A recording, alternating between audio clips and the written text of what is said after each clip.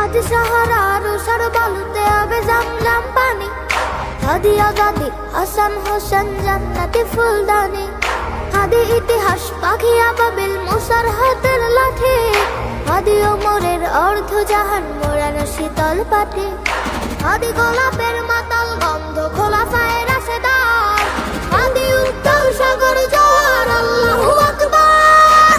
আবু বকরের সিদ্দিক থেকে আলোর ঝর্ণা এনে হাদি জেগেছিল তরুণ আলীর সহচর